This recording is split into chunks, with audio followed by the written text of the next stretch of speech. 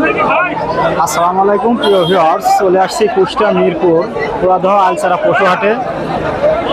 প্রিয় ভিউয়ার্স, ঈদ যতই ঘনিয়ে আসছে পশুর হাট ততই জমে উঠছে।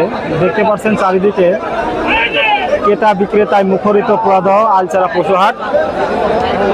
তো আমি পশু হাটের কিছু চিত্র আপনাদেরকে দেখাতে চাচ্ছি। তো ভিউয়ার্স, আসলে প্রতি বছর কুরবানি আসলে বিশেষ করে মুসলমান এবং মুসলিম ধর্মতে কুরবানির বিধান থাকায় গরু, ছাগল, ভেড়া, দুম্বা যেগুলো হালাল পশু আছে সবগুলোই কুরবানির আওতায় আসে। তো চারিদিকে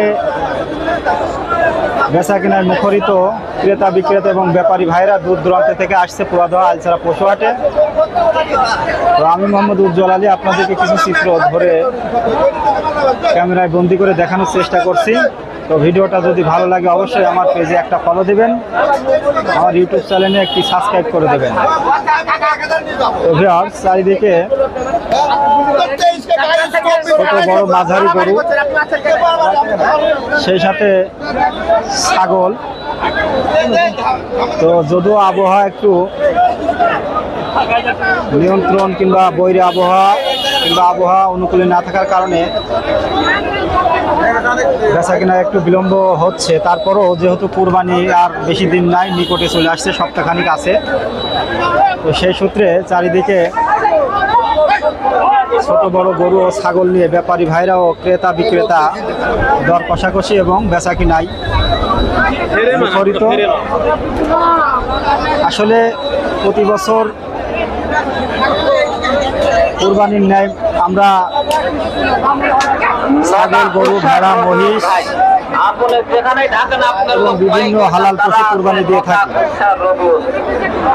ভিউয়ার্স, এটা হচ্ছে কুষ্টিয়া মিরপুর আলচারা পশু হাটের চিত্র।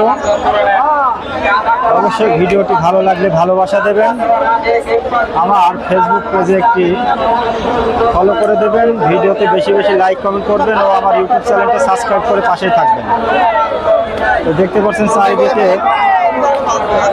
পশু বিক্রেতা, ব্যাপারী, ক্রেতা বিক্রেতায় মুখরিত পুরাদহ আলচারা পশু হাট। আসলে আবহাওয়া বৈরী থাকার কারণে হাট যদিও জমে নাই, তো তারপরেও দেখতে পাচ্ছেন হাটে অসংখ্য ব্যাপারী এবং ক্রেতা বিক্রেতা। তো কুরবানি যেহেতু আর দূরে নাই, সপ্তাহখানিক আছে, তো সেই সূত্রে পশু বেচা কিনায় মুখরিত পুরাদহ আলচারা পশু হাট। এখানে